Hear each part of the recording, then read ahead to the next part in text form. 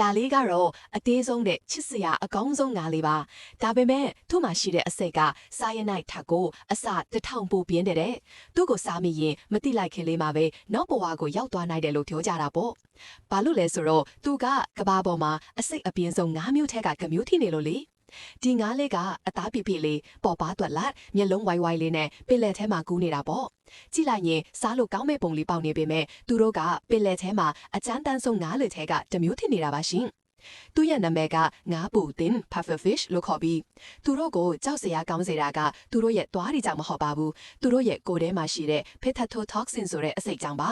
ဒီအစိတ်ကခန္ဓာကိုယ်ထဲရောက်တာနဲ့အာယုံကြောစနစ်ကိုလင်းမြန်စွာဖျက်ဆီးဖြစ်နိုင်ပါတယ်ကိုယ်ထဲဝင်သွားရင်တော့မေ့တက်လာတာအသက်ရှူရခက်ခဲလာတာတွေဖြစ်ပြီးနာယီအနှဲငယ်အထွေမှာပဲတည်ဆုံးနိုင်တယ်လို့သိရပါတယ်ကြောက်စရာအကောင်းဆုံးအချက်ကတော့ဒီအစိတ်အတွက်ကုသနိုင်တဲ့ဆေးမရှိတာပဲ